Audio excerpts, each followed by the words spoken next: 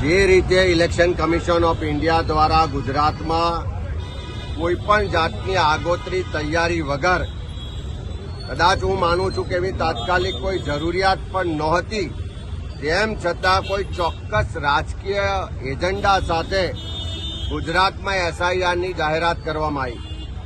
4 નવેમ્બરથી જાહેરાત થઈ અને 2002ની જે મતદાર યાદી હતી એના આધારે ફોર્મ ભરવાની જાહેરાત કરવામાં આવી. પણ આપણે બધાએ જોયું કે છેલ્લા થોડા દિવસોમાં જે રીતે સરકારી તંત્રની અનાવડત કહો, એના તૈયારીનો અભાવ, એની જાણકારીનો અભાવ ને કારણે આખા ગુજરાતમાં એસઆઈઆરની પ્રવૃત્તિના કારણે અરાજકતા ફેલાઈ હોય એવી સ્થિતિનું નિર્માણ થયું. અનેક ગરીબ સામાન્ય લોકો પાસે જે પુરાવા માંગવામાં આવે છે, એ પુરાવા મેળવવા માટે લોકો દર ઓફિસોમાં ભટકી રહ્યા છે. 2002ની જે યાદી છે એમાં પણ અનેક લોકો વર્ષોથી અહીંયા વસવાટ કરે છે, મત આપે છે, એમના નામો પણ નથી અને એ યાદી પણ ડ્રાફ્ટ યાદી છે એવું કહેવામાં આવે છે.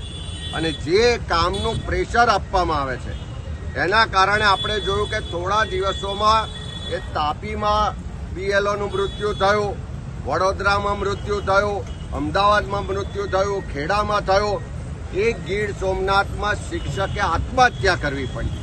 એટલે જે બીએલઓ પર માનસિક ત્રાસ તંત્ર દ્વારા આપવામાં આવી રહ્યો છે. એટલે એક બાજુ મતદારો હેરાન થાય છે, એક બાજુ આ બીએલઓની કામગીરી કરનારો કર્મચારી આજે મોતના મુખમાં જઈ રહ્યો છે, આત્મહત્યા કરી રહ્યો છે. ત્યારે સરકાર પાસે અમે માગણી કરીએ છીએ કે આજે જે રિપોર્ટ આવ્યો છે એ મુજબ આટલા દિવસો થયા, આજે 25 તારીખ થઈ, હવે 10 દિવસ કરતા ઓછો સમય બાકી છે, એમ છતાં હજુ 50% મતદારોના ફોર્મ જમા થયા છે.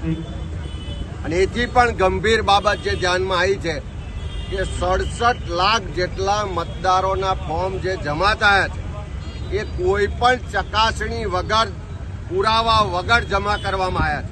એટલે કે 2002ની યાદીમાં જેના નામ નથી એવા 67 લાખ લોકોના ફોર્મ અત્યારે જમા થયા છે. એટલે આ બહુ મોટું એક રાજકીય ષડયંત્ર હોય એવું લાગી રહ્યું છે.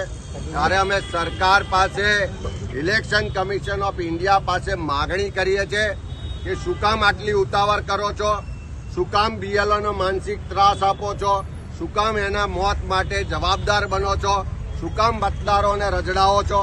તમારે જો એસઆઈઆરની કામગીરી પારદર્શક રીતે સાચી ને સારી કરવી છે તો 2 મહિનાનો આ ફોર્મ જમા કરવાનો સમય વધારો.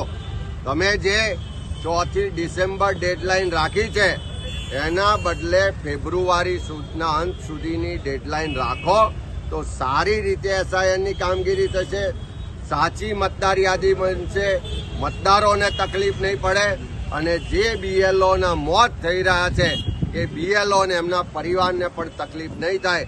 એટલે ઇલેક્શન કમિશન ઓફ ઇન્ડિયા પાસે માગણી કરીએ છીએ કે આ એસઆઈઆરની કામગીરીનો સમયગાળો વધારવામાં આવે.